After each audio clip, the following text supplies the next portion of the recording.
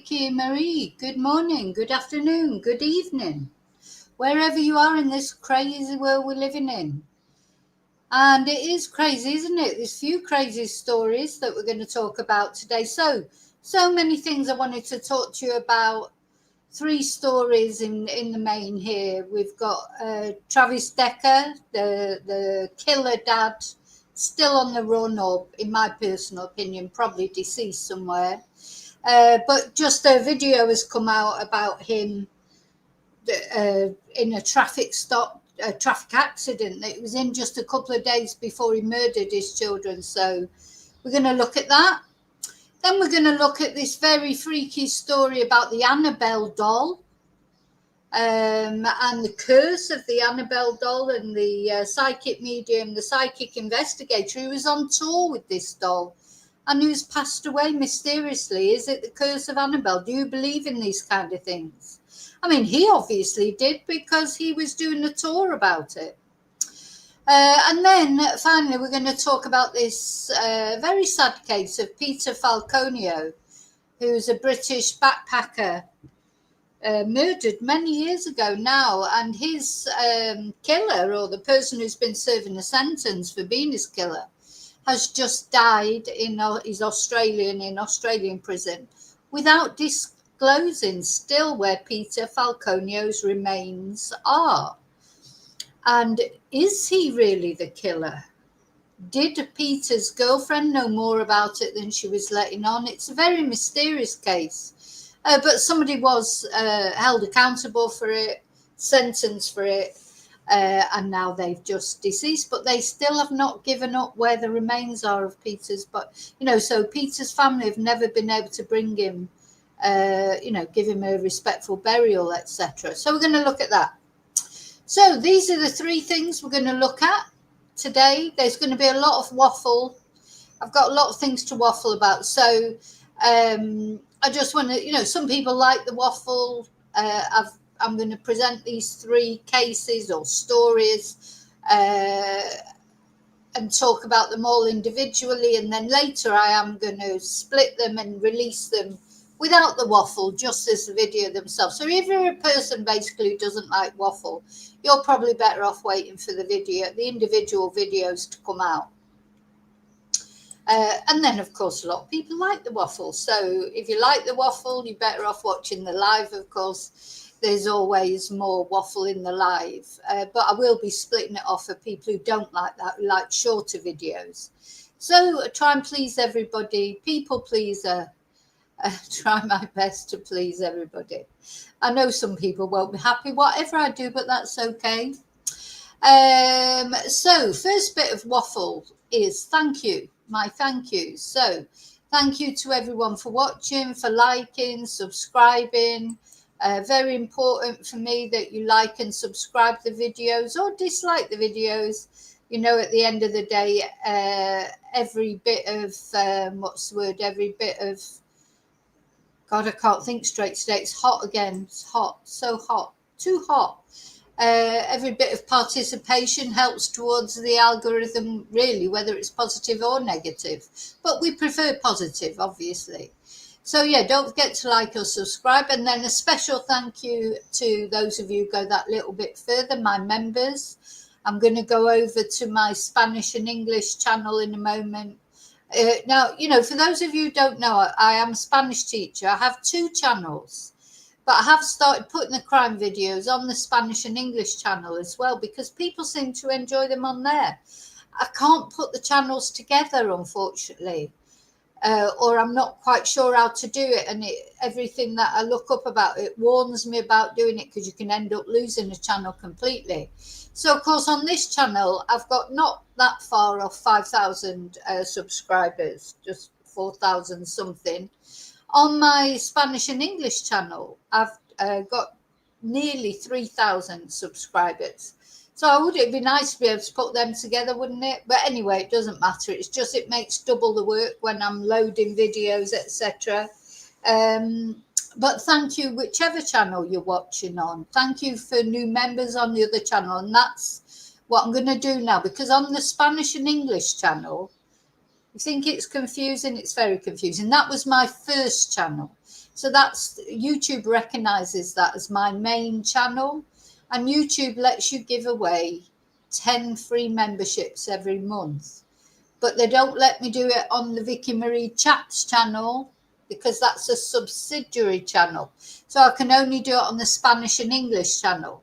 So if you want to get free membership for a month, it's important to watch on there, because I think, you know, nobody knows how YouTube decides who the memberships go to.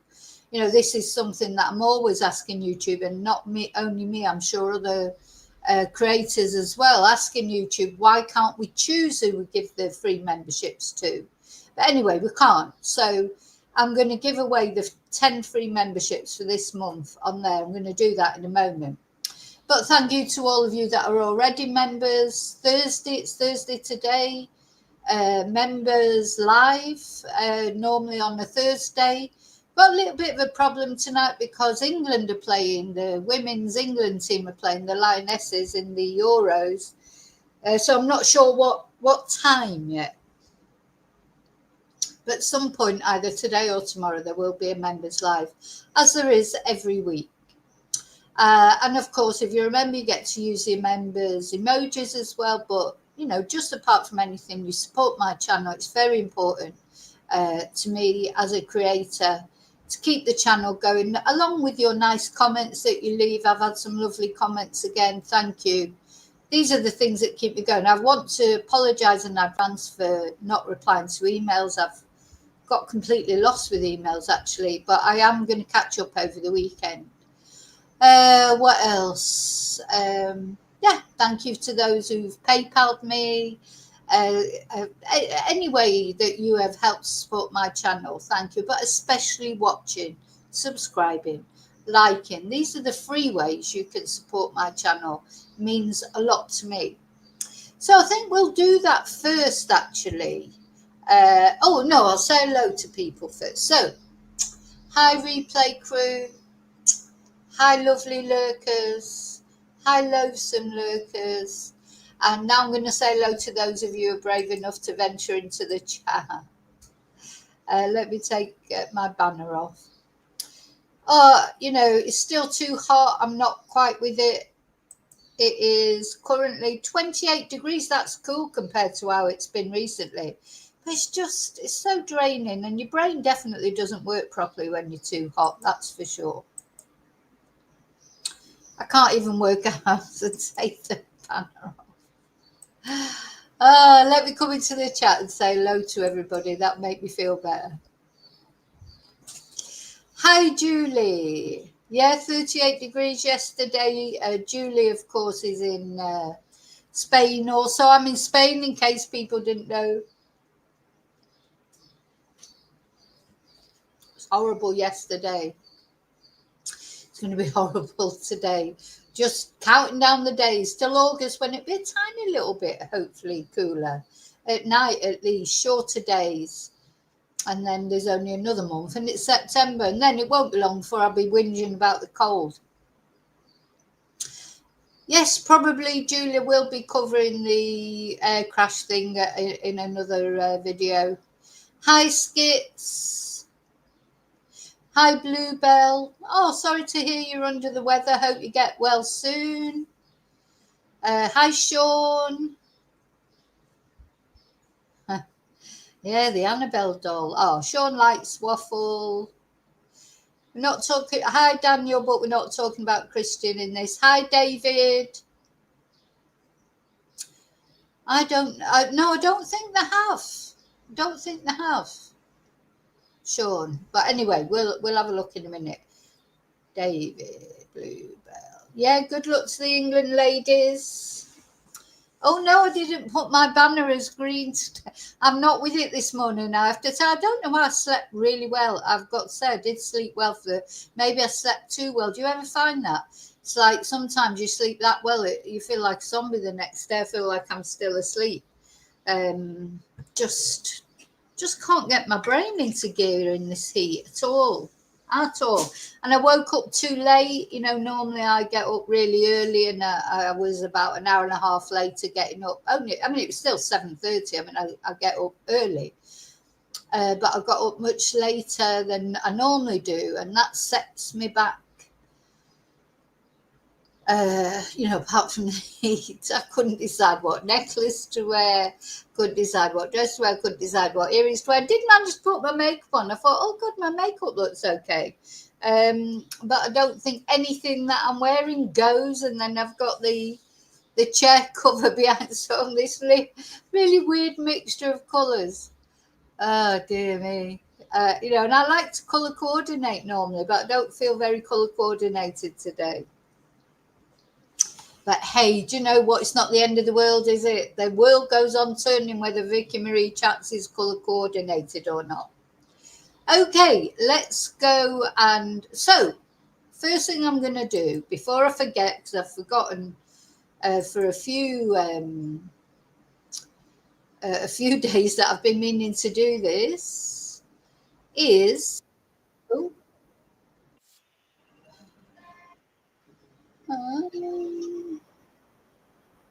right, hang on, I don't know if that's the right one or not. Right.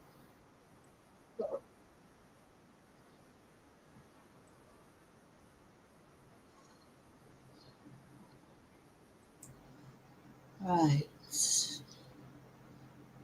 That's the wrong one. Let's try again. So I was going on to it's going to be a disaster. Sorry. It's like anything that I normally just think of straight. It takes me a few minutes to process everything that I'm trying to do to let my brain catch up with it.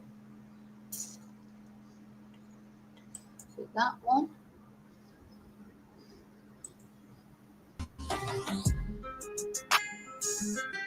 That's the wrong one.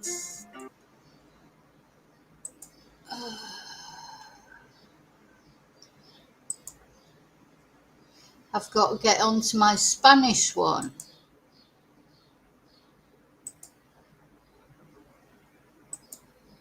As usual, I've got too many windows open, so finding that's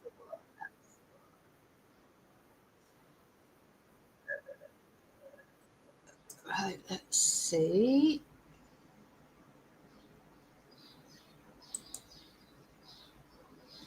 I don't think I have to share it, actually. I think I can just. So, I'm going to give away these 10 memberships on my other channel.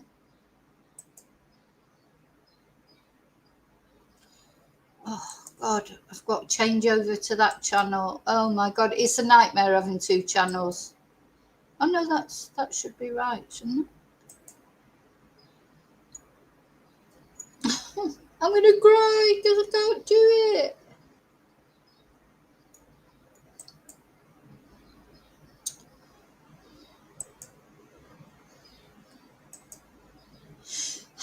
Right, so I'm going to send 5 memberships now. They should come up, the ones that are awarded memberships. We've got Mrs. Skeptical, Andrasta Wolf, SKB Betty, Oh Hell's Bells Heaven, and Eva Ryder have all received a gifted membership. Thank you for watching. Now I'm going to give away the next 5. Oh, no, it's telling me I start a poll. I don't want to start a poll. Oh.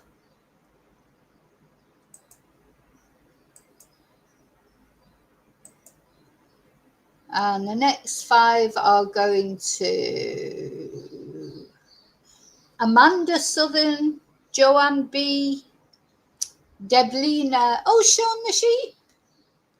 So Sean, you've received a membership on the Spanish and English channel as well. And Shay. So now I don't know if they come up. So I might need to show them. Because the other thing is,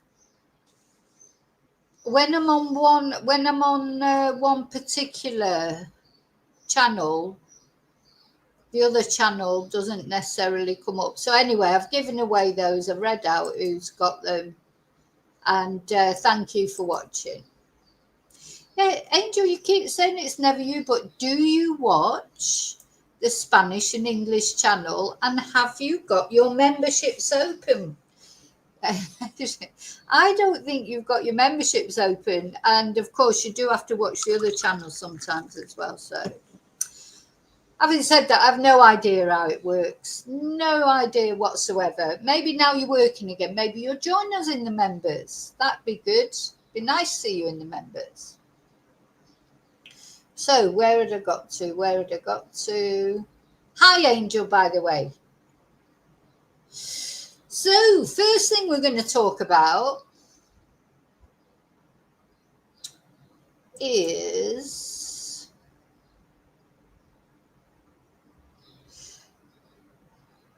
the twonk. Well, you might say which twonk, because you know what, there's so many bloody twonks, isn't there, that we end up talking about. But this one is a real twonk, like a real, I don't think there's many more twonks than this one, because this man, Travis Decker, he killed his 3 daughters. He's estranged from his wife, and he had like a very minimal custody of the girls. Peyton, Olivia. Peyton's the oldest. Olivia, I think, is the second oldest. Like, let me check, because it's important to get these things right, isn't it?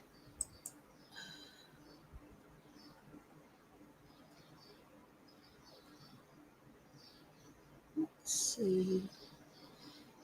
No, so Peyton is the oldest, then Evelyn, then Olivia. Yeah. So bless them, these 3 girls, but they're all, 8 is the oldest. So very young girls. He was given a minimal sort of custody order where he's allowed to have them for a couple of hours at the weekend. His wife, Whitney, was trying to fight that. She didn't think he should have any custody because she said he had mental health issues. He's an ex-veteran. He's supposed to be really good at survival, etc. Though some of the police say they say he's not that. He's not anything remarkable. But anyway, quite a long time ago now. I think it's got to be. How long ago was it now? All right, I've got to put some windows down, so this is just ridiculous.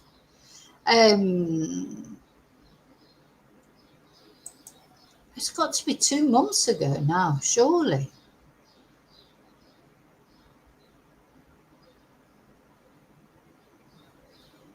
It doesn't say the date. Of course, when you're trying to find a date out, it's like...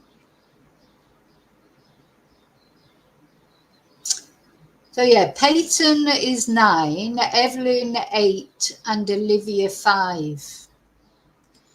And their father, Travis, who's 32, killed all 3 of them.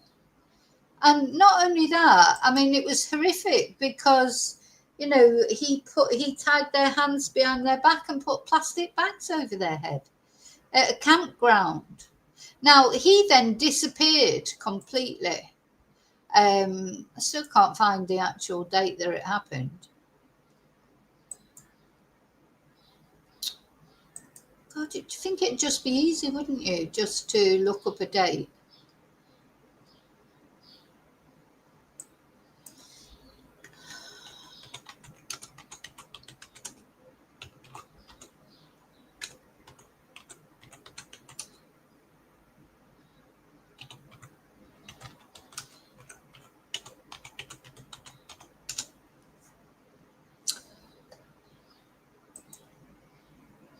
I think it was in June. June the 2nd. June the 2nd, and we're now on the 17th of July.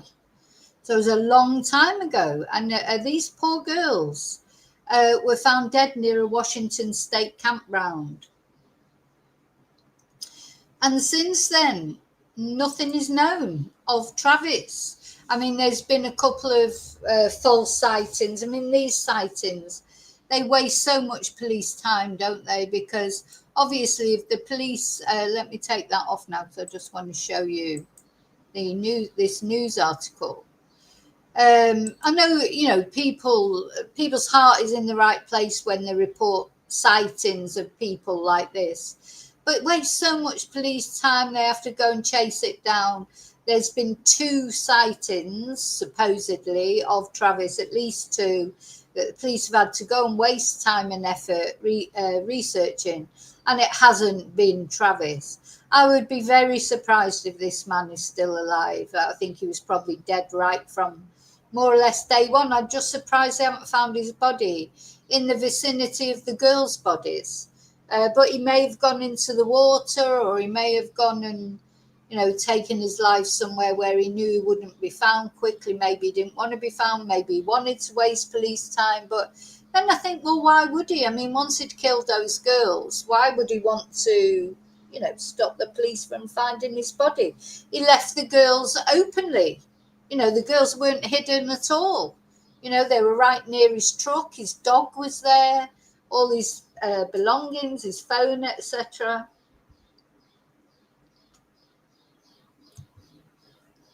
So it just seems strange to me that he would hide his own body, or his own death if he is dead, or maybe he is on the run. Maybe, apparently he'd been looking at living in Canada. Maybe he has gone to Canada. I just don't see it, unless he had another bag, like a grab bag with him, because he, as I say, left everything there with him. And to me, it's a surprise his dog was still there, because why didn't his dog follow him? So it's a bit odd. Anyway, it's been from forensic examinations, and it seems like nobody else was involved, because there was a brief time when I thought maybe somebody else did it, and he's dead somewhere, because there was a bloody fingerprint found on the van, but it seems like there was no other DNA there apart from Travis's DNA. So it seems that it was Travis who did it. I feel sorry for his wife, obviously, apart from the fact of losing these 3 lovely daughters. She must be terrified in case he's going to come after her, because apparently a couple of days before he'd asked her to come back to him, and she'd refused. She didn't want to go back to him. She'd been to the police, she'd been to the court, she said she was concerned about him. Nobody listened, and he's still, because it was a court order, she had to let those girls go and be with this monster of a father of theirs, who then took their lives in a horrible, brutal way, tied their hands behind their back, put bags over their face. It's like Chris Watts all over again, isn't it? But even worse. And, Whitney tried to stop it. The mum tried to stop it, and she couldn't. It must be awful. Can't even imagine. And, maybe he has got mental health issues, but I'm not having it. He can have PTSD, he could have anything, but it doesn't. How many people have got PTSD from being army veterans or from trauma in their lives? Or how many people got mental health issues? Don't murder their 3 daughters by putting plastic bags over their heads. There's got to be more to it. Nobody, who would even think about that? So he's got to be a narcissist. He's got to be, have just not a nice person to do that. It's not about PTSD. A lot of veterans take their own lives, don't they? And that is PTSD, but then taking the lives of your children. Sorry, can't take any. It's horrible. He's going to hell, I hope.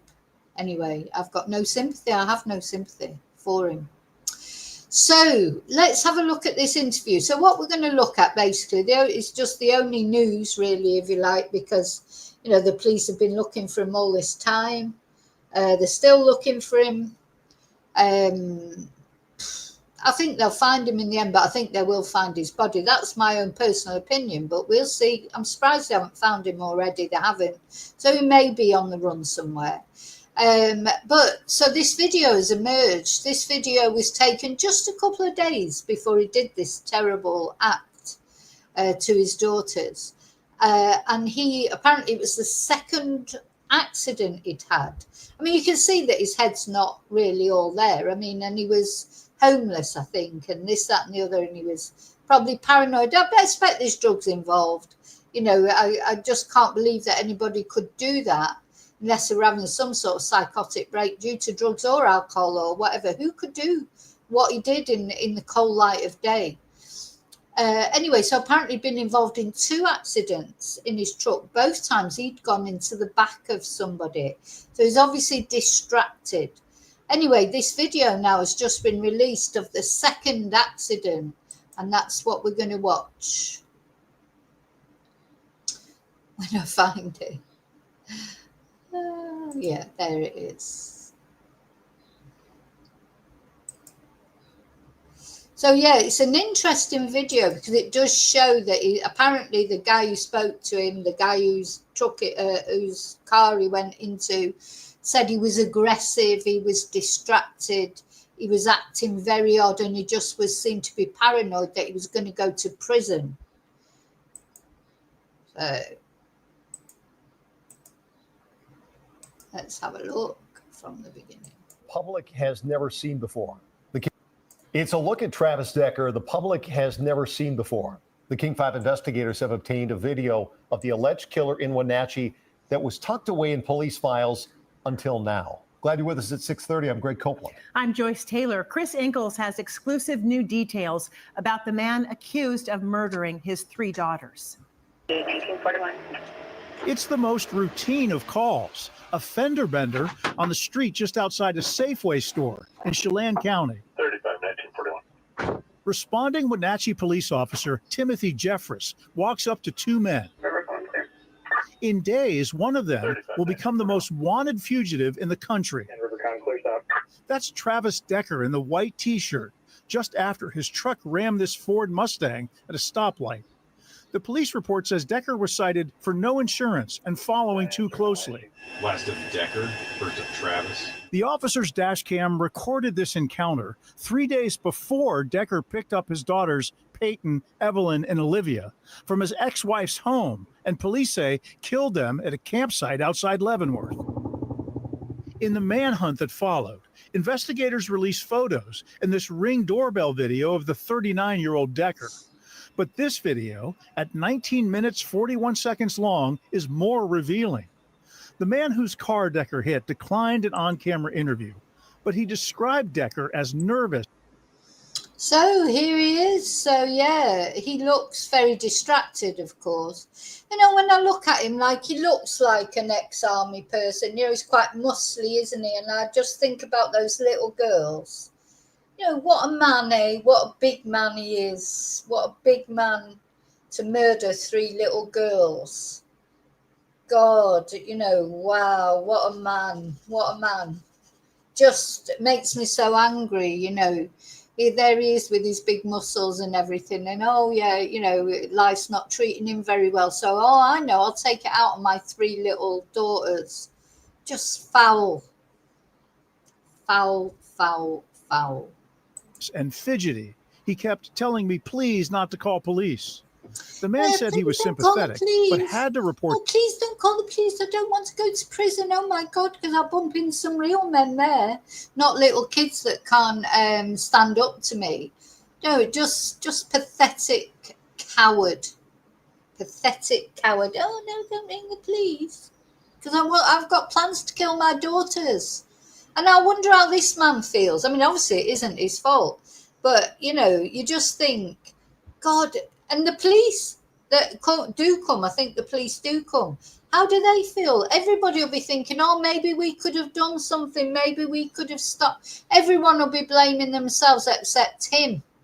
Because he'll have either taken himself away from this planet or he'll be living rough and just try and go off somewhere and start a new life.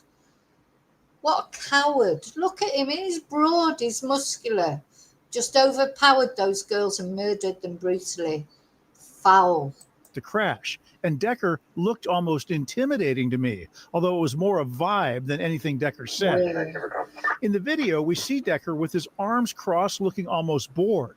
Then he walks over and leans against his truck.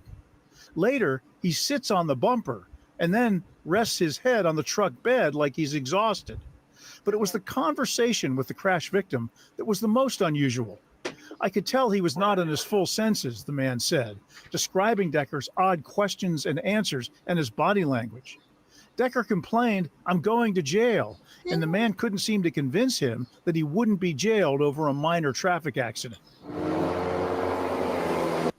Now, the thing is, this is another thing that makes me think he's probably deceased, though sometimes men like that, twonks like that, men or women, they haven't got the guts to do it to themselves. Do you know what I mean? He's like murdered his 3 little daughters who were defenseless. But he probably hasn't got the guts to do it to himself. He'd be too scared. He should be bloody scared as well, because he knows exactly where he's going, which is to hell. But if he's worried about going to prison for a traffic offence, he's not going to want to go to prison, is he, for killing his 3 daughters? He's obviously concerned about going to prison.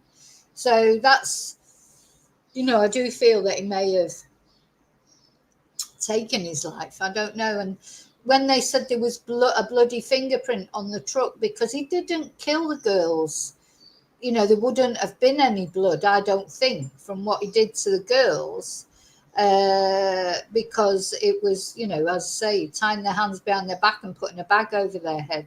Do you imagine what that was like for those girls? Oh my God, unless he did shoot them. I don't know. I don't know. The police hasn't released anything like that. Just doesn't bear thinking about.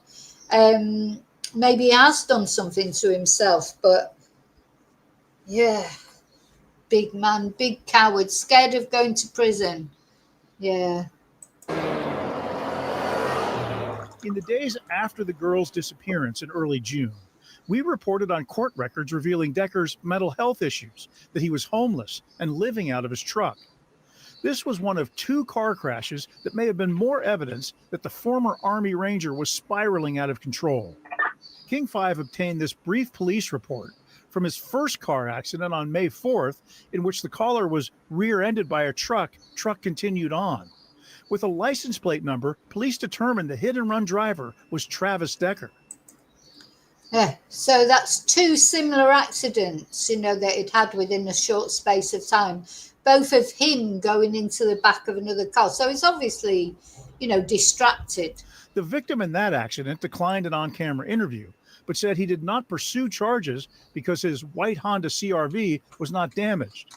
He said he did not know Decker was the runaway driver until we called.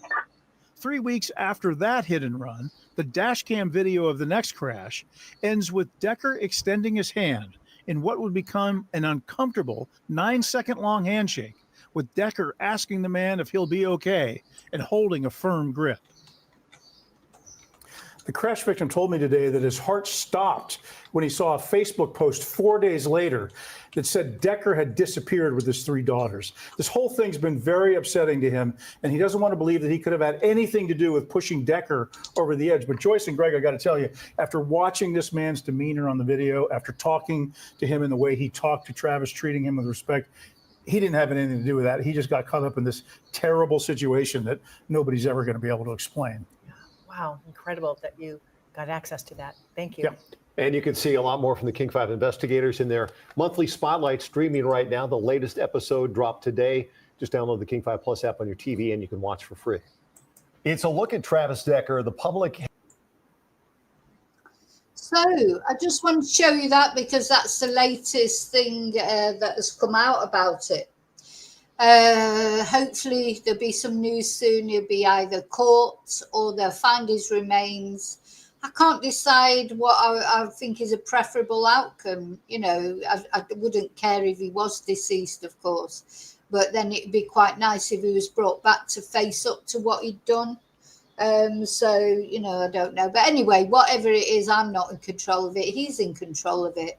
If he was any sort of a father, he would come back and face the music for what he did to these beautiful little girls, wouldn't he? Okay, so that's really all there is to say about that. Just wanted to show you that video. I thought it was quite interesting. You know, he'd had 2 minor sort of traffic accidents just before it all happened. I think that last one was just 2 or 3 days before he took the girls, and you could see he was paranoid about going to prison. Yeah, and apparently the guy said he was sort of quite aggressive, but in his not openly aggressive, but just worried that he might end up in prison, etc. But he didn't. Unfortunately, shame he didn't go to prison, really. So, okay, let's change. So now we're going to talk about this Annabelle doll and the very sad death of a psychic investigator because of it. Let me just change over the pictures on here. Yeah, this is a very strange story. Now, if like me, I do like a good ghost story. You know, in the members, we talked about that Telly Savalas ghost story and another one as well. I do like a good ghost story. I'm a half believer in things even like this. Dolls, of course, are totally creepy, aren't they? I mean, I don't mean Cindy's and Barbies and Tresses. I mean, the old Victorian dolls and things like that. And then, of course, ventriloquist dolls and, the Chucky films and things like that have sort of, made us associate dolls with, creepy things. But this one, especially the Annabelle doll, I mean, it just looks totally creepy, doesn't it? Let's have a look at, I'll just tell you a little bit about the history of the Annabelle doll. Now, a lot of people think they are possessed, and, I don't know. I don't believe it or not believe it. I literally don't have a view on it, if you like. It could be true. I sort of, there's lots of what I noticed when I went on, when you research about this, there's loads of social media videos about it, articles about it. Let's have a look at some of the stories about the Annabelle doll itself. I mean, it does look completely creepy, doesn't it? I wouldn't want it in my house, would you? I mean, really, would you put that in your house? Have that in the corner of your bedroom? No, thank you. No, thank you. But some people, I say I'm intrigued by these things, but I don't want one. I don't want one in my house. God, I couldn't sleep with that in my house, that's for sure. So let's have a look at what we can learn about the Annabelle doll. Can dolls really be haunted? So you've got all these stories, like the one we're going to talk about is this paranormal investigator who's died while on tour, doing a tour of the Annabelle doll, with the Annabelle doll, actually touring with it. And he's died of mysterious circumstances. So that's the main thing we're going to look at. But yeah, the real Annabelle doll, let's just have a look. What's that? The real Annabelle doll comes to SA, San Antonio. And I think this is the guy here. Let's have a look at this, actually. I just like it. So, yeah, Jose Riviera. I think that's him, isn't it? Let's have a look. Is Dan Rivera from the New England Rivera, yeah. Search, and Ryan Buell from the show Paranormal State. Okay, guys, the true story of where Annabelle came from is similar to what we see in the Conjuring movie, right? Absolutely. The makers of the Conjuring movie did the doll, the backstory of Annabelle, justice, where it was 2 nurses who were experiencing a haunting.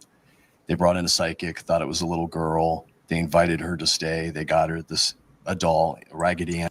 Now, I've not seen the Conjuring films. I'm going to watch them. I'm going to see if I can find them maybe on Netflix or on YouTube. Have you seen them? Have you seen the Conjuring films? They're apparently all about this Annabelle doll. And you can see they're smiling. They're talking about it like it's serious in one way, but they're smiling. It's a bit tongue-in-cheek, isn't it? But that poor guy, he's dead. He's touring with this doll and he's dead. I think it's so creepy. Because as you can see, he's not an old man. He's not an old man, is he?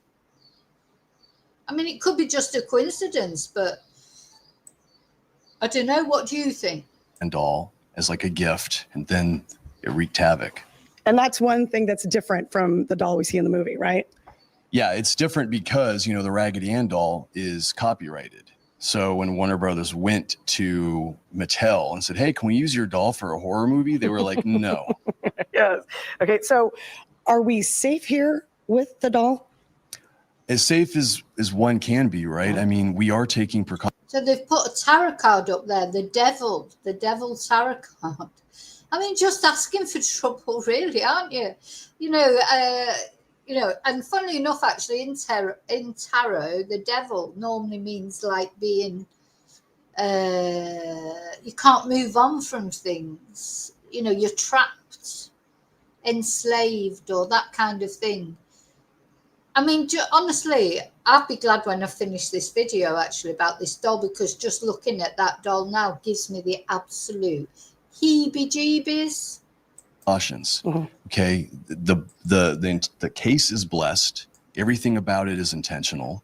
We have a Roman Catholic priest that's been traveling with us and will be present at all times. And as long as no one does anything stupid or provokes, everyone should be fine. We're here on standby too, with holy water, holy oil. I mean, we take this very seriously. I mean, you even have holy water for us before we leave, right? And I'm all about that. And I think everybody over here is nodding as well. Okay, so is it true that the doll has been caught moving on camera? I can't speak to that per se, but people have had a lot of moving on camera, and that doll sat there with its legs open like it's man. It's just so freaky. Who's made that doll? Just horrible. Look, are we safe?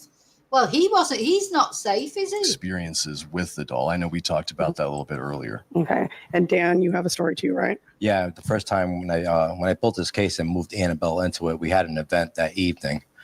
When we were returning her back to the museum, there was a St. Michael pendant on that case on the lock. And once we entered into the museum, that pendant flew off the case and flew across the room. I thought that was very strange, but it caught me off guard. Yeah, it was very strange, Dan. I mean, how old? I think he's maybe in his 50s, is he? Maybe at the most. So I'll have a look in a minute. So I don't think there's been an autopsy yet. I don't know, but I'm going to have a look in a minute. In fact, I'll probably have a look while I play. That was Annabelle saying I didn't want to be in that case. Oh. Okay. And of course, as you mentioned, it is blessed on the regular by a priest, right? That also travels with the doll. Is it true that the doll once caused a fatal motorcycle accident after someone mocked her? Yes, there was a gentleman that came into the museum when Ed was giving the tours, and he came in and he knocked on the glass and says, "If you're real, put scratches on me." Ed saw that and told the gentleman, you have to leave the museum, and you don't do that. I told you not to do that. The gentleman and his girlfriend went on. Oh, what? He went up to the doll and said, "If you're real, put scratches on me," like tempting fate. Off on the motorcycle back to where they came from, and they never made it home. They got into a motorcycle accident, and the gentleman perished, and the girlfriend survived. Wow. Okay. Is it true that the Annabelle doll once wrote notes saying, "Help me"? Yes, on parchment paper. So when the nurses had the doll, when they would come home from work, they will see these pieces of parchment paper written in crayon saying "Help me" on it. So that's when the activity started happening in the house. And they had to call the warrant. Well, actually, they called the priest first, and then the priest says, "Well, I don't know much about this. I know somebody that is involved with these haunted objects," and they gave them the information of Ed and Lorraine Warren to come in and help them with that case. Okay. And so this venue can really get a lot of people in the spirit of things at the event, Spirit Fest, happening this weekend, right? Absolutely. I mean, if you're into the paranormal, if you're curious about the paranormal, The Psychic Fest is a great place to come, and the Black Swan Inn is actually very haunted itself. Very active. I've investigated had almost a dozen times already. What are some things that folks can look forward to at this event? Well, I mean, one of the biggest things, aside from the fact that we have psychics, vendors. I mean, it looks fantastic, doesn't it? You know, if you're interested in the paranormal, which I am, I'd love to go on ghost hunts and stuff like that. I wouldn't like to get involved in any spooky doll things or whatever, and I would be very respectful towards this doll. So what that guy said to it, like, if you're real, put scratches on me, I would never say anything like that. And it makes you wonder if there is something in it, which Dan Riviera believes there's something in it because he's doing the tour with it. Maybe the doll didn't like being just lugged around. Maybe this spirit, not the doll, but the spirit, whatever is in the doll, if there is anything, just didn't like being lugged around from place to place. Maybe he made an off-the-cuff comment one day as he was walking past it. I mean, you just don't know. Anyway, we're going to have a look in a minute what he's supposed to have died of. I don't think they know for certain yet. Speakers. It's very diverse. You get to meet the community around South Texas that is into the paranormal, that researches the paranormal. And then, of course, if you have had an experience, there can be some judgment there, right? Out in the outside world. But here at this event, you're around like-minded people, right? We're not here to judge. We're very open to this. Now, pre-sale tickets are sold out, but there is still a chance for folks to be able to get in, right? The Curious Twins are offering 100 tickets at the door, first come, first serve. So get here early. Okay, and Sunday has even been added, right, for just seeing Annabelle, right? Yeah, we know that the demand to see Annabelle is so high because this is the furthest she's ever come. So we did add Sunday. Again, pre-sales have sold out, but there are going to be 100 tickets at the gate. Okay, anything else people need to know if they come out to Psychic and Spirit Fest, and if they do go face-to-face with Annabelle? So we just say be respectful, do not provoke. We take this very seriously. Do not provoke. Right? So as long as you show respect, Annabelle will give you respect. And please do not touch anything. Don't worry, we're not. We're not. Okay, so don't forget, Psychic and Spirit Fest 2025 is happening tomorrow from 4 to 11 p.m. at Victoria's Black Swan Inn, and Sunday 11 to 3 p.m. just for the Warren Occult Museum. So here's some pictures of Dan, all different pictures of Dan. I can't say I'd ever heard of him before, but obviously he was quite famous. And yeah, it is the Nora Batty pose, David, isn't it? She sat there with her legs wide open. Oh, God. No, she's obviously because that's a slightly different pose to this pose. So she's obviously been touched. The poses are slightly different. So maybe she didn't like him going in and, oh my God, there's a massive wasp flying around me. Oh my God. Anyway, it's gone off in the kitchen now, thank God. Massive. Oh God, there's loads of insects at the moment because of the heat. So yeah. Right, let's have a look at another video about it that I wanted to look at.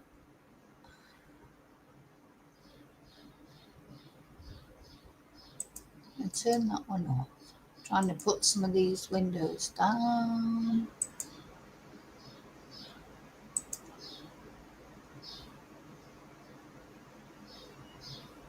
Oh, where's it gone? Anyway.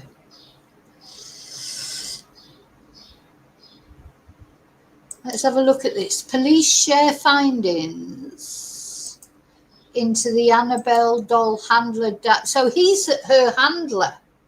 He's the person who's been handling her. It's his doll, or he's been handling her. Here's what police found at the scene. Let's have a look at this video.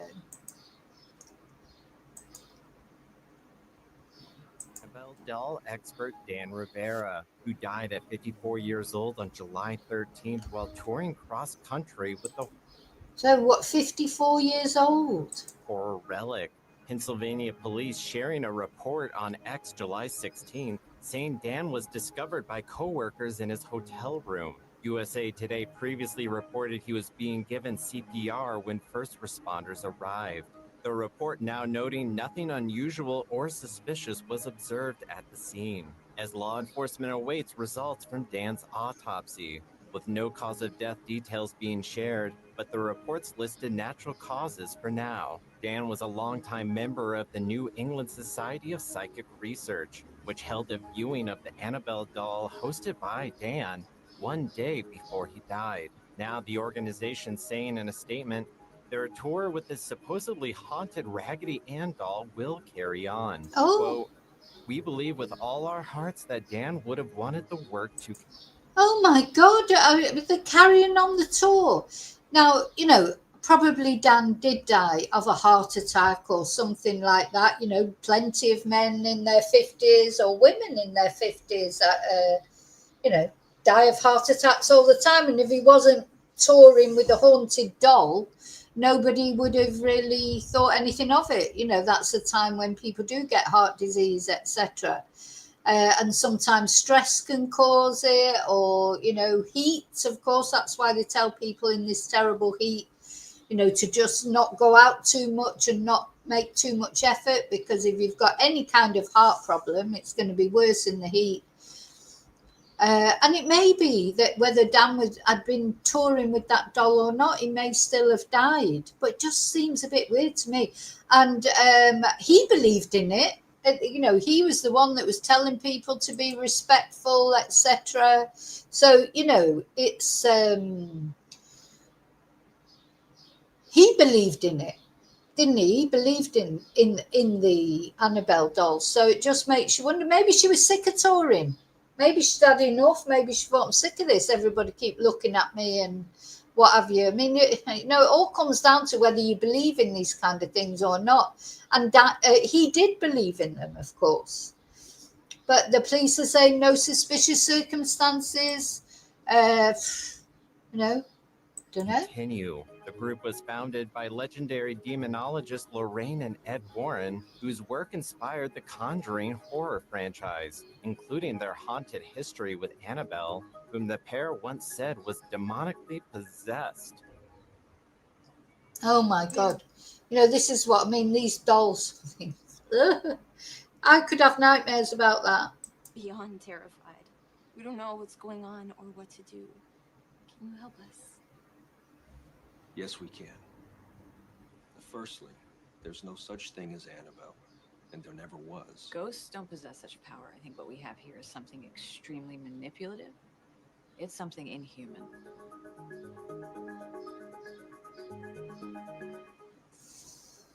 This summer... So, yeah, I mean, he believed in it. He believed in it. And now, unfortunately, he's deceased. And as I say, we have to wait and see if anything else comes out. But let me just see any other news. You know,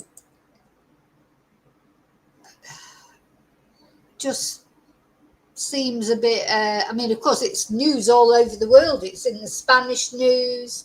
It's all over, you know, it's news everywhere because he was quite famous. And he was famous for touring with this doll. And he's just died mysteriously. Just suddenly, mysteriously, in his hotel room while he's touring with the Annabelle doll. So I think it all just comes down to, you know, what you believe in. And Dan believed in it. So it makes you wonder, did he disrespect the doll? Is it some sort of curse from the doll? Or is it just a horrible coincidence? Because coincidences happen, don't they? So, you know, very scary. So, yeah, now it would, what Alana's saying, it's true, damage control, because the death will drop ticket sales. Well, it could go two ways, couldn't it? Because some people will be more likely to go now because of this, won't they? Some people, it will add to their sort of, you know, the mystery of this doll and make people more, because some people just like that guy, the motorcyclist who said, oh, if you're real, you know, give me some scratches, and then died in a motorbike accident. You know, I wouldn't even want to put that to the test. But some people do like doing that, don't they? They like to go and challenge things. So I'm sure there'll be more people in one way wanting to go because of the doll, this happening to Dan. And then, of course, there'll be a load of people who maybe were going to see the doll and now don't want to go because they're bloody terrified. You know, there'll be a mixture probably. Okay, so I just wanted to tell you about that. Now we're going to have a little break now because I'm going to go and get a drink and have a toilet, a bathroom break. Again, not 9 seconds, but not 9 minutes. And when I come back, we're going to talk about this other, to me, it's again a mysterious case. I don't think this case is cut and dried. So what's happened recently is Peter Falconio, who was murdered in Australia many years ago. This is the guy that was accused of murdering him, and he has died of natural causes. He wasn't near the Annabelle doll. He had, well, say natural causes, he had throat cancer, I believe. But he was in prison. Let me change the Annabelle doll now. Oh, I'll be glad to take that off. It does give me the creeps, that doll. So, yeah, this is the story of Peter Falconio, who was backpacking in Australia with his girlfriend and ended up being murdered. Now, of course, all the testimony that we have from this occurrence comes from the girlfriend, because the alleged perpetrator and the convicted perpetrator, we must say he was convicted, and he served quite a long time in prison before his death the other day. But he's always claimed innocence. He's never said where Peter Falconio's body is. And despite, you know, various searches, many searches, etc., does seem strange to me that he didn't disclose before he died where Peter's body was, if he is guilty of killing Peter. And then many people aren't quite sure. I don't know if I'm quite sure about this whole case. I don't know loads about it. There's probably those of you out there probably know more about this case than I do, because I'm I remember it. I remember reading about it, you know, but I haven't really investigated it properly until, you know, just when this guy died the other day. So that's what we're going to talk about in a minute. But first of all, I'm going to just be gone a couple of minutes. And while I'm gone, I'm going to put a word from our sponsor, a word from my sponsor, which is me, of course, just about my book or books. Thank you to those of you that have bought my books. I think quite a few of you have bought my books. Thank you.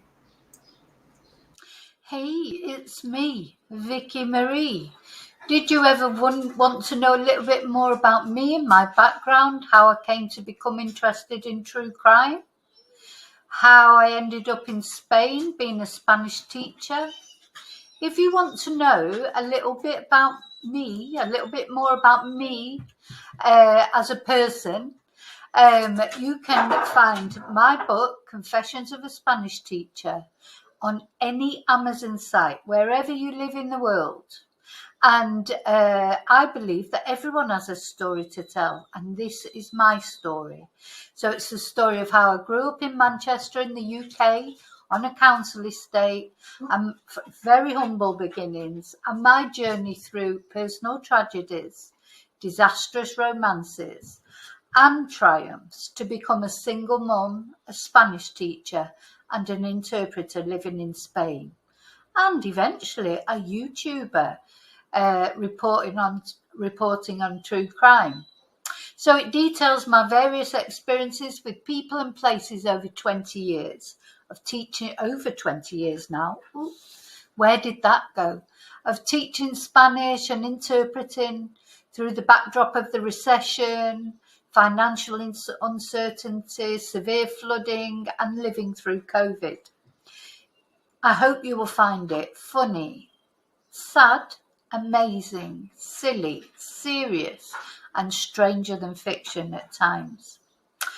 I hope you enjoy it, and I hope to make you angry at least once.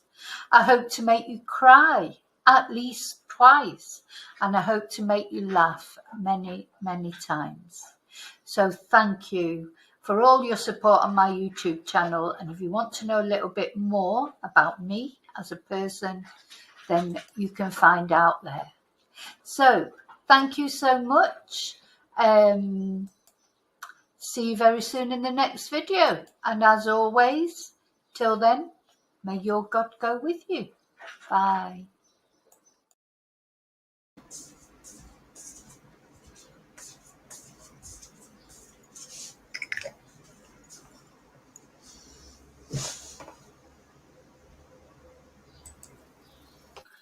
Hola, soy Vicky.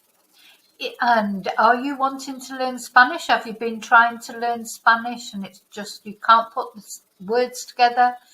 Common thing that people say to me is I know a lot of words, but I just can't put a sentence together.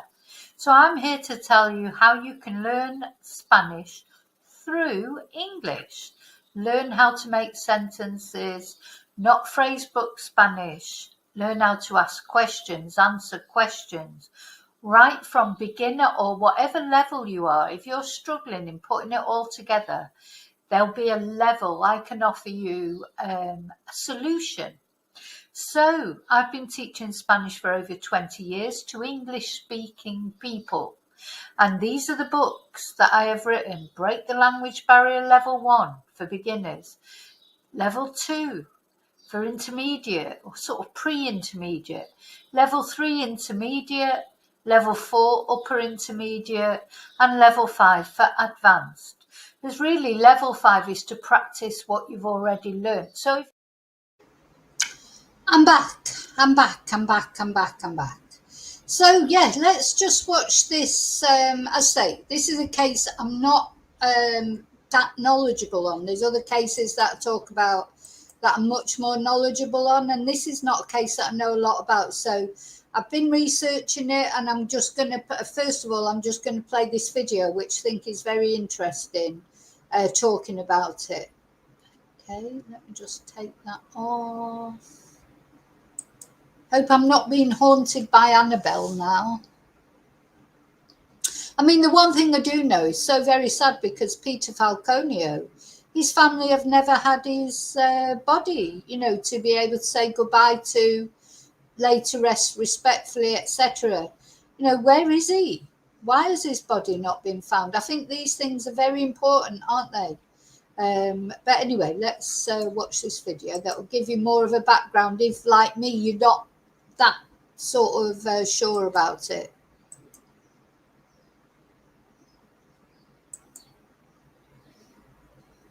Falconio's body still missing. And wait till you hear what the killer's family has to say. I'm Hugh Whitfeld. Welcome to The World. In this episode, it's 24 years since Peter Falconio was shot dead by Bradley John Murdoch in a remote part of Australia's Northern Territory. Falconio was 28 years old from Yorkshire in the UK. In 2001, he arrived in Australia with girlfriend Joanne Lees. They were just a few weeks into a round Australia road trip when they stopped.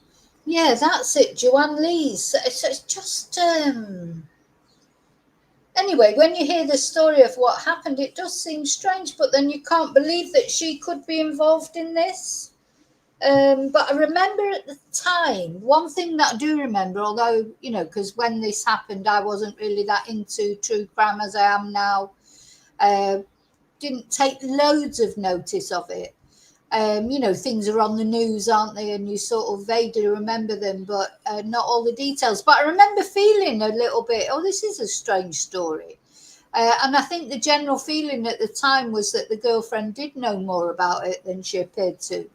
But I don't know that that's true. She's had to sort of live with those accusations ever since, really. North of Barrow Creek, about 300 kilometres from Alice Springs in the remote centre of Australia.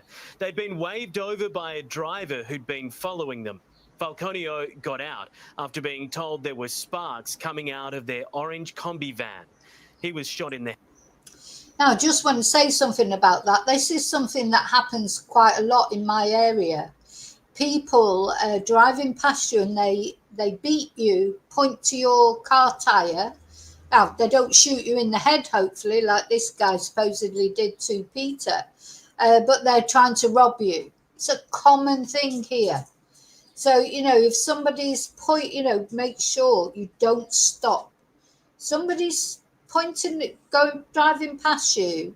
I mean, like maybe they do it in the UK or any other country as well, but particularly in this area of Spain, you hear about it a lot where they're trying to catch out people who are tourists. Because the thing is that tourists are always a target because they tend to carry money around with them and phones and cameras and iPads and these kind of things. So that's what they do. They beat you, or flash their lights at you, point to your back tyre to try and get you to pull over because you think there's something wrong with your tyre or something wrong with your car.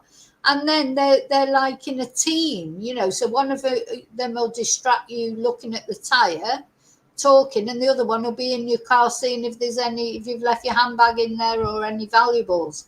So that's a common, what supposedly happened here is a common trick, if you like, by people, not only murderers. I mean, why did he shoot Peter in the head immediately like that? But anyway, supposedly that's what he did.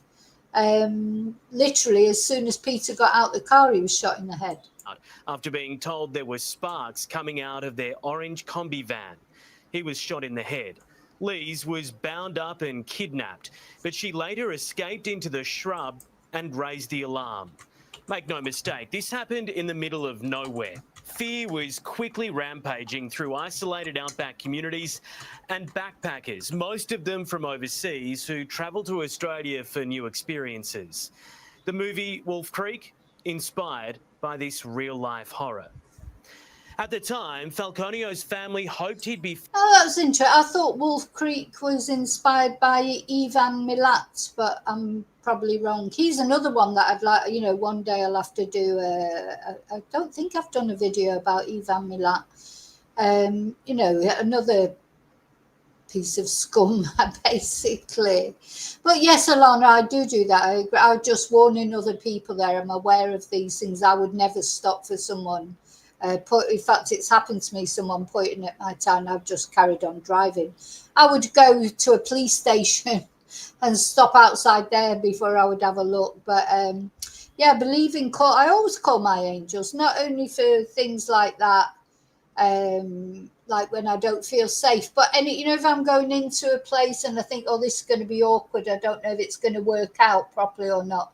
I always call my angels to look after me, but also to have a talk to the angels of the other person. Like, say I'm going in somewhere to take something back to a shop, and I think, oh, this might be difficult. So maybe I haven't got the receipt, or, I don't know. These are just examples I'm thinking of.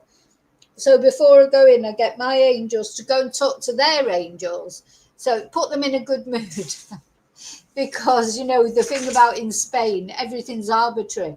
It's not like, oh, this is the rule and this is what happens. It's like, depends on how they feel on the day. So you can. So, yeah, angels, very important to talk to your angels. Found alive, but it soon became a huge manhunt for a killer thought to have been driving a Toyota Land Cruiser with a canopy. There were reenactments and a reward for information. Police eventually tracked down Bradley John Murdoch, linking him to the crime scene using DNA. An elastic hair tie belonging to Joanne Lise was found in his ute. The lead investigator was... Well, the thing is, you can't really argue with DNA, can you? It's difficult to argue with DNA. And if he had an elastic hair tie belonging to Joanna in his car, how else could that get there if he was at the scene? So... unless he was at the scene. Is Colleen Gwynn. Look, Bradley Murdoch's name came up very early on in the investigation. He was always a person of interest. But unfortunately, with the sheer volume of information that came through, there was a number of persons of interest. But then through a elimination process, we realised that he was very much near the top of our list. He certainly fitted the description that Joanne had given. And then as we went through and understood Bradley Murdoch's movements, then we understood that he often went through the Alice Springs and through that route on his way to running drugs from South Australia into Western Australia. So it very much put him in the picture. There was a whole raft of evidence, including the D-shirt and within the combi van that they were driving in. That was really critical in terms of getting a prima facie case and then adding all the other circumstantial evidence that put it beyond reasonable doubt. In 2005, Bradley John Murdoch was sentenced to life in jail for the murder of Peter Falconio and Joanne Lee's attempted murder. This week, 24 years and 1 day since the murder, Murdoch died. He'd had cancer and had been moved from the Alice Springs jail to a palliative care unit. Peter Falconio's body has never been found, nor than... Well, you would think, this guy, well, why couldn't he at least have said where Peter was? Well, maybe he doesn't believe in the afterlife, but he could have salvaged his soul a little bit, couldn't he, by at least being sorry, for what he did to Peter and revealing where his body was to help his family out. That would go a long way to stop him spinning in eternal damnation, surely.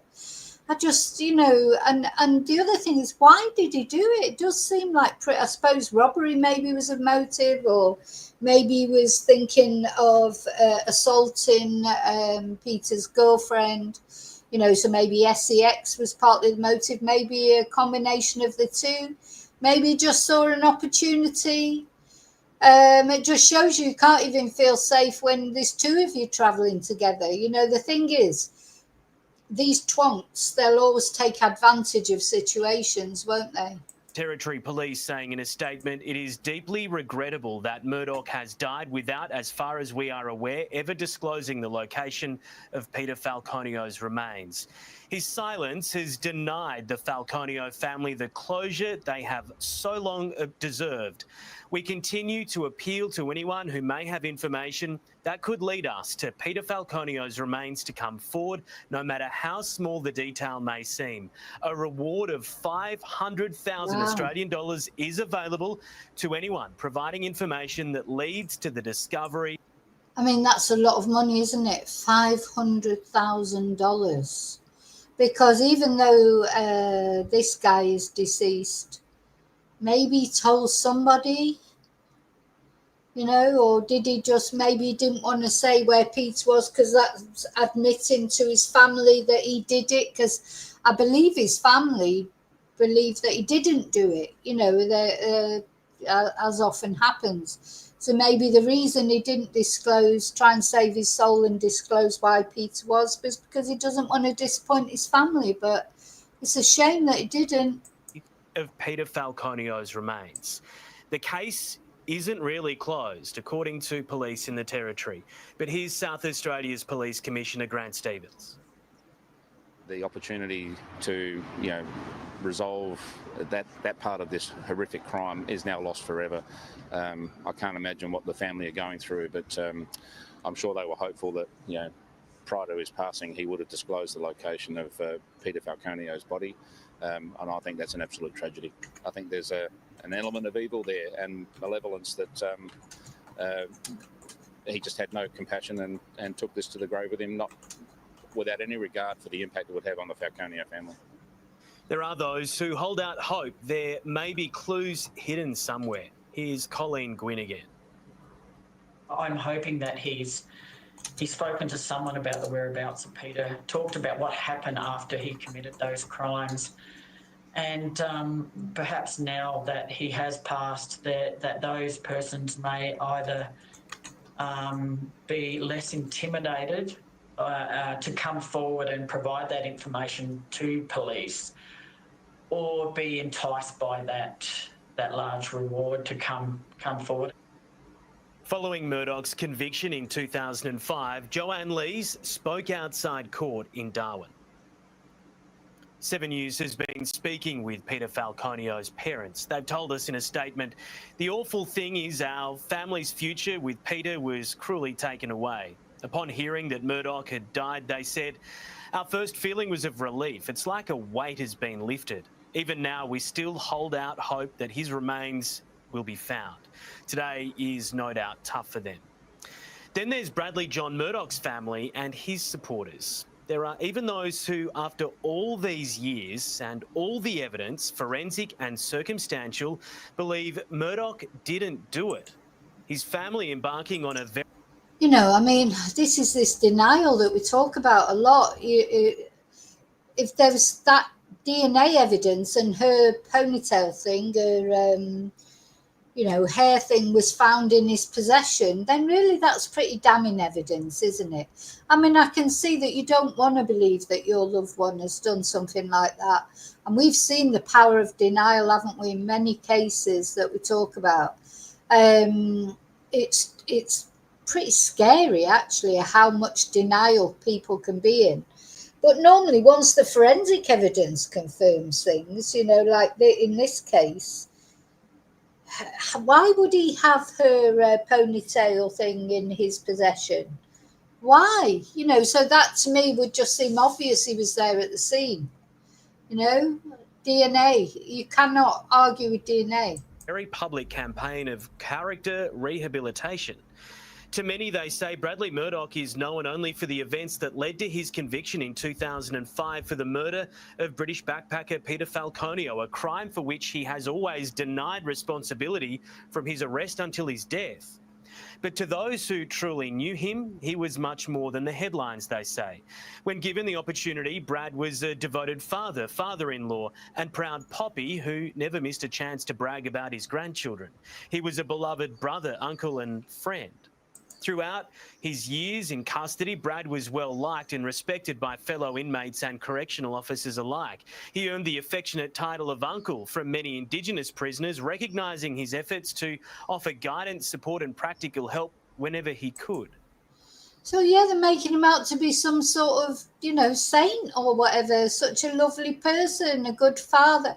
But, we know, again, from the crime stories that we cover, the people that commit the crimes, they're often nice people on the surface, aren't they? Let's just listen to that again, what they say about him being a dad and a granddad and a this, that and the other. Psychopaths, they often do have normal lives as well. They compartmentalise their lives so successfully. Now, the thing is, I don't know if Bradley had ever done anything before. Does seem strange that he would suddenly do this, but maybe he just took an opportunity. There it was. He was driving, he's seen these people driving. Maybe he knew they were tourists. Maybe he could see it was a hire vehicle that they were in. Maybe it was just like, oh, this opportunity is too good to miss. Or maybe he had done it before. I don't know. Maybe it wasn't his first rodeo, hey? We don't know really. But, so what they're giving him like a character reference, but that doesn't mean to say that he didn't do it, does it? Lots of nice people do terrible things. So, yeah, when given the opportunity, that's a bit of a caveat, isn't it? Brad was a devoted father, father-in-law, proud poppy, who never missed the chance to brag about his grandchildren. He was a beloved brother, uncle and friend. But the thing is, he didn't respect the man that he shot in the head. He was also a son, a devoted son, boyfriend, maybe brother, cousin, uncle, whatever. It's like these psychopaths, they don't think of other people's families as being as important as their family. It's like, they can detach from that because it's not mine. It's not my son. They might have sons that they love and grandchildren that they love, but they don't give a shit about that son because it's not their son. This is how psychopaths are. And they can put on very good a very good disguise to the outside world. We see it over and over again. And that's why people can never believe sometimes. The more normal that somebody seems, the less that people can believe that they could do anything terrible. Like Lucy Letby, because, she's just this young girl, she couldn't do that because she doesn't look like, she's just a normal girl.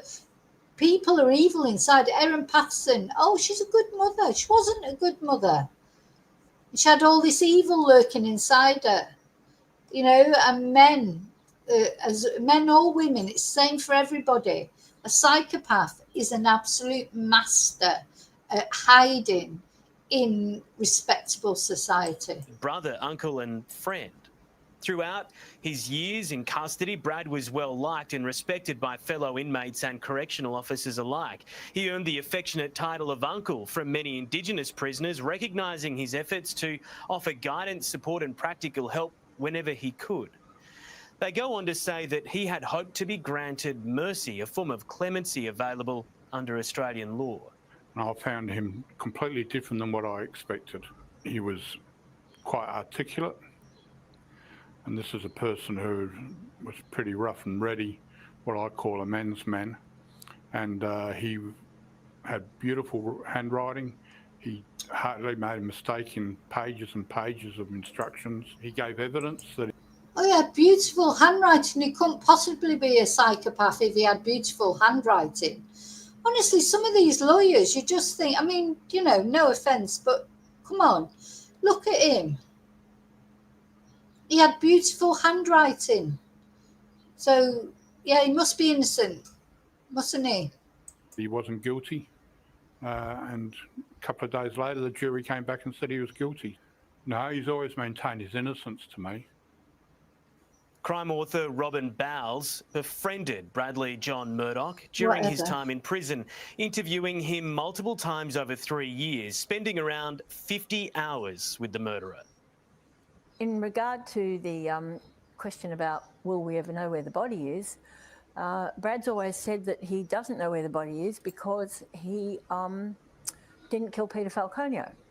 And I think he's stood by that the whole time he's been in prison. I've spent a lot of time with Brad Murdoch and he's told me a lot of things, bad things that he's done. He's not a good man. He wasn't a good man by most standards, but he wasn't a killer. Now she's saying he wasn't a good man, but his family are making him out to be a practical saint. I can't be doing with these do-gooders. She's like, she's been, did a lot of bad things, but he didn't kill Peter Falconio. Well, he obviously did. I believe, and I believe him absolutely that he didn't kill Peter Falconio. So who did Now, then? just a reminder, Bradley John Murdoch was found guilty of murdering Peter Falconio. There was DNA evidence. Exactly. Murdoch's blood was found on Joanne Lee's shirt. His defence was that they may have brushed up against each other at a Red Rooster, a fast food restaurant, earlier that. That's right. He said that he might have brushed up against her at a chicken restaurant. And then later at some point he said he was allergic to chicken or something. So of course that happens all the time, isn't it? You go to a chicken restaurant and you brush up against someone and you get blood all over you. That happens all the time. That day. The prosecutor at the 9-week trial, Rex Wild QC, described him as not a crazed gunman, but cunning, alert, fastidious, meticulous. The murder, he said, was premeditated.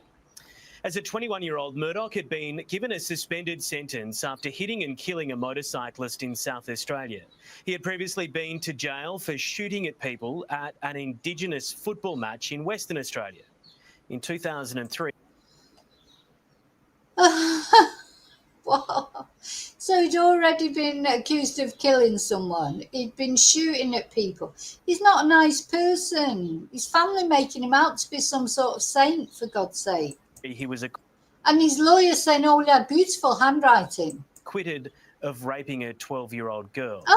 He was acquitted of raping a 12-year-old girl.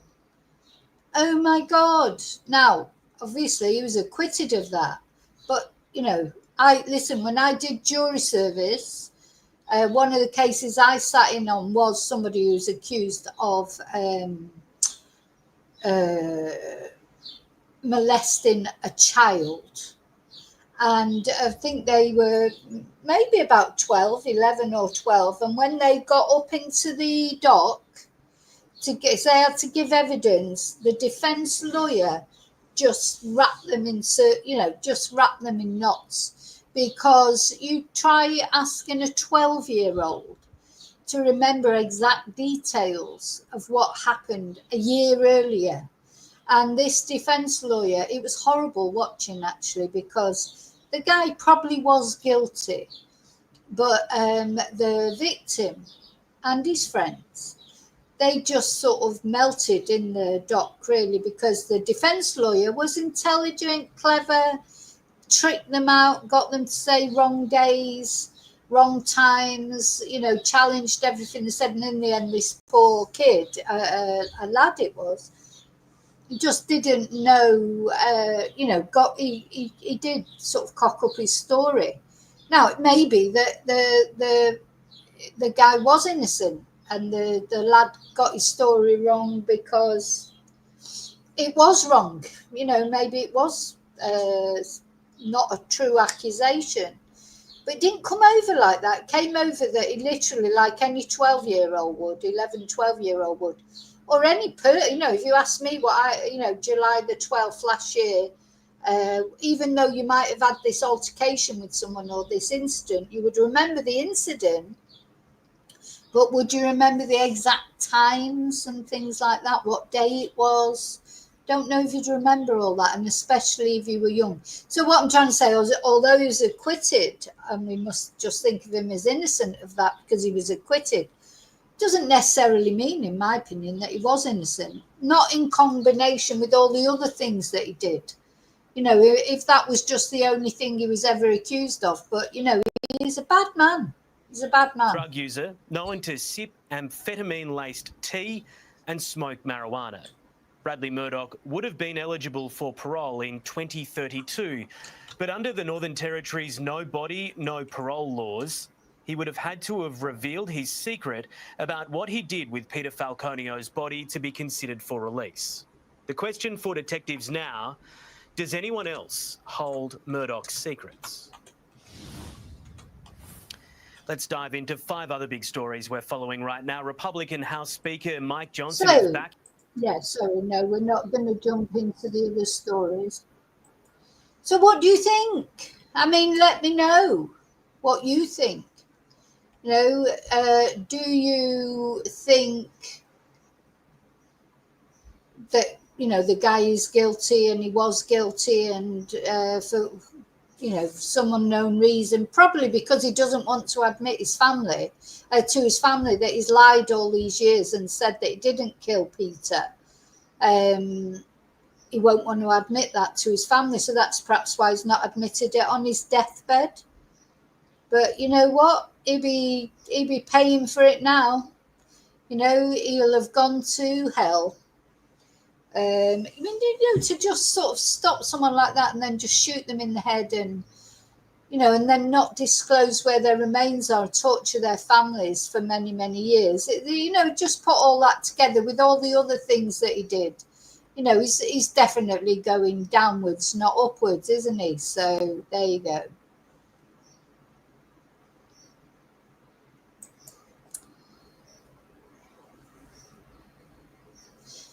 You think, Bluebell, you don't think anyone else knows he's dead and he's taking it to the grave? Oh, hi, Andy. Thank you. Thank you, Andy. That's very kind. Let me put my thank you on. Very sad, isn't it, for Peter's family? Very sad. Because, they said that they were relieved, didn't they? It was like a weight being lifted, him dying, but also it sort of takes away that possibility that they ever will find out where Peter is. Or will it make it more likely that maybe somebody else knows, who now that Bradley is deceased, they'll come out. I mean, that's a massive reward. There's a big reward there. If anybody else does know, and it may be that nobody else does know. I mean, he's obviously hidden him somewhere out in the outback, I would say. And of course, it's so massive. I know there's been lots of searches, but so far they've been unsuccessful. But somebody might come forward. He might have said something to one of the prisoners. Just something might come out. Now he's no longer here. That's all we can hope, isn't it? That maybe somebody else then will come out and say, well, actually, this guy Bradley told me that he'd left the body here, there, or everywhere. Hope you're having a wonderful day as well, Andy. Hope you're having a wonderful day too. Yeah, I think there's a problem with the girl. For some reason, as I say, I don't know all the ins and outs, but there was some, it's a shame for her, because if she had nothing to do with it, why did people doubt her? Why did people doubt her? Now, it's important to say that Mr. Murdoch, he had unsuccessfully appealed twice to overturn his convictions. So, he did try and appeal, but he never got anywhere. So there was, you can't really argue with DNA evidence, can you? So let's just have a look at Joanne. There was an interview. Well, there's been quite a few. She's done quite a few interviews.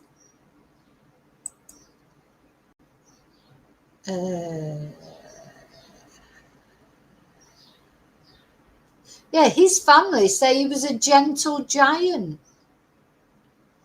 I mean, come on. Let's see what we've got here. Can I find an interview? Let's just have a little look at her.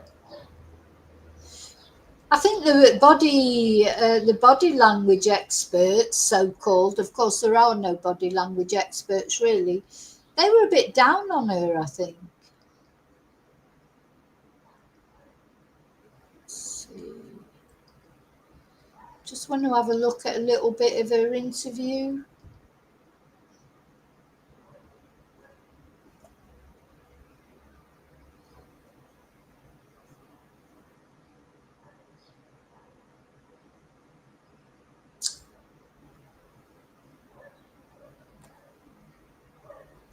See if I can find it on here.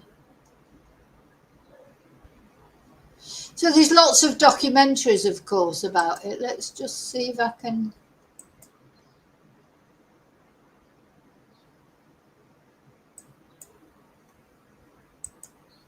Yeah, the body language people were quite down on her.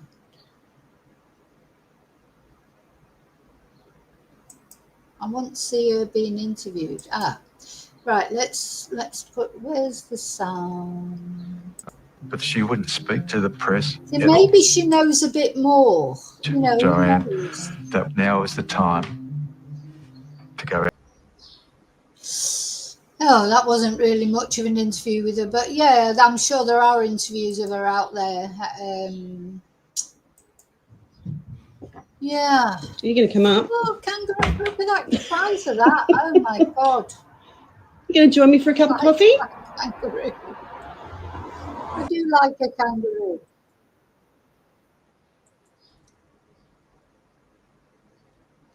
Yes, well, Alana, I can't comment on colour combinations today. I've got that many colours on. Just all went wrong today, colour coordination wise. Normally, I do like to be colour coordinated. Yeah, should I have a look at a few wombats actually? Oh, I do love a wombat as well. I do love a little wombat story, as long as it's a happy one. Sometimes there's sad ones, I can't cope with them. Let's finish off with a little wombat story. Oh. Sorry, I'm just laughing. Wait till you see the size of this. Oh my God. Now, I didn't know much about wombats until over the last year, since I've been following these wombat organisations. Oh my God, they're massive. They grow massive. Look at the size of that wombat. This is one of our portly pork pies, Pinga. I raised her 8 years ago. So, God, she was orphaned in a hunt.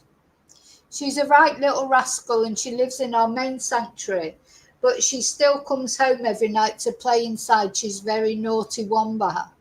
And she came home the night before last with a stubbed toe. I know this may sound insignificant, but it can lead to life-threatening infections. Oh, bless. They generally stub their toes playing or running, and Pinga has a long history of weird and wonderful things like this. So she's on a week of bed rest. Look at the size of her. Oh my God. Bloody hell. Oh, and she's got a little bandage on. Bless her. Let's have a look at a wombat video to cheer us up.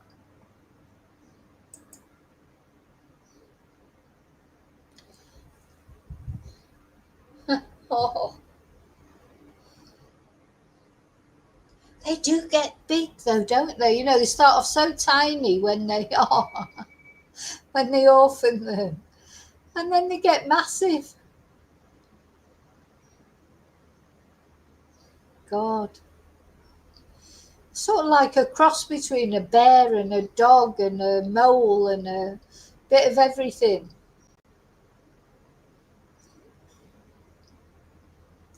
So cute.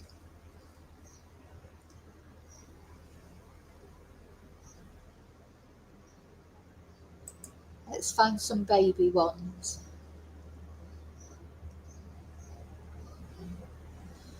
This is Fraggle. I'm not going to look into this story because I hope nothing's happened. I've been following Fraggle's story.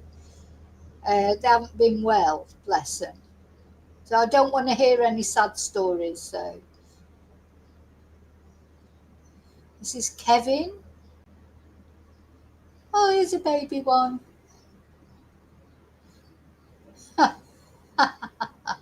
There's a tooth. It's got one pickle stabber tooth. So cute. Oh, so cute. Here's one having a bit of a mad half hour. Oh, this is Fraggle again.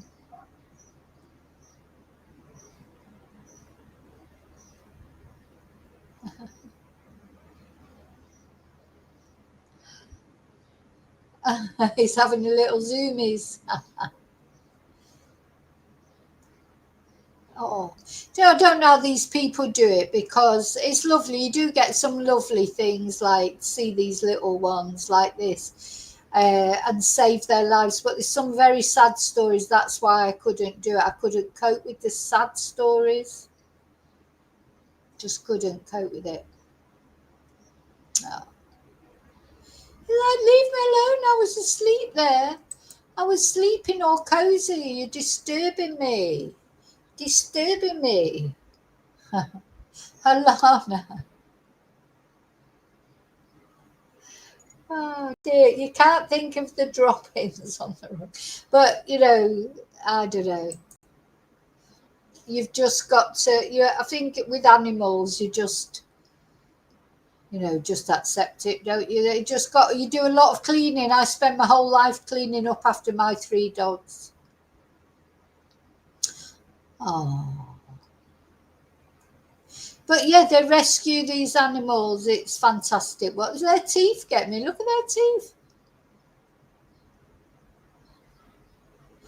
They rescue these. Oh, God, the size of it.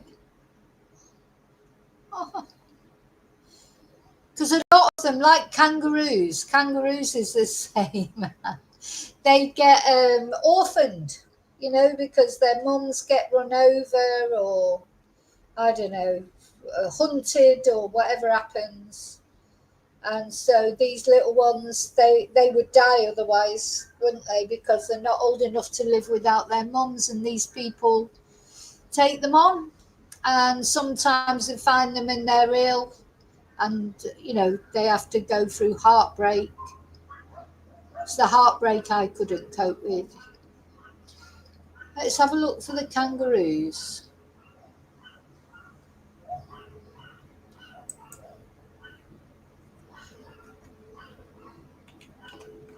I mean, the kangaroos, of course, they grow massive as well, but when you see them when they're just little ones, so cute.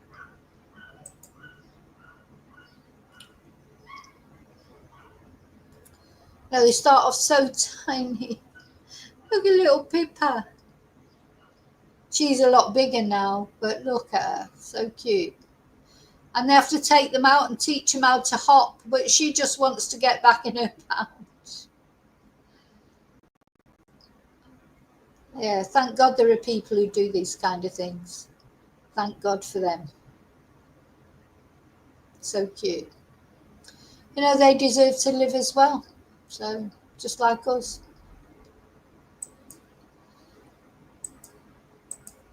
Okay, so I hope the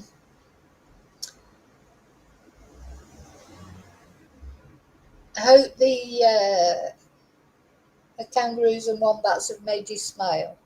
So that was 3 things that we've talked about today. The ongoing search for Travis Decker, the murdering father who murdered his 3 daughters. God. And I feel for his wife, because, well, apart from the fact, as I say, that she's lost her daughters. But she must be scared that he's going to turn up at her door. She just must be scared that he could turn up again. If he's out there somewhere, nobody knows where he is he going to come for her? So that's terrifying. And then, of course, terrifying in a different way was the Annabelle doll. Let me know what you think about that. Do you think that the curse of the Annabelle doll is real? Or do you believe in things like that? Or do you think it's just a coincidence that the psychic investigator that's been taking her on tour has died mysteriously? And then last of all, we talked about Peter Falconio and the sad fact that his murderer has now died. Not that that's sad, but sad that he's died without letting Peter's family know where Peter is. So that's quite sad, isn't it? But will somebody else come forward now, maybe say where his remains are? Hopefully they will. Anyway, I want to thank you all for being here, listening to me, watching, liking, subscribing. Special thank you, of course, to Andy, who sent a super sticker. Thank you so much. I'll see you all tonight. Maybe tonight. I'm not sure what time yet, because as I say, the Lionesses are playing tonight. I'm not sure what time, or even if I may change it till tomorrow, but I'm going to check it all out and I'll let you know. There will be a members live this week, just not quite sure if it'll be tonight. I'll see you very soon in the next video. And until then, as always, may your God go with you. Bye.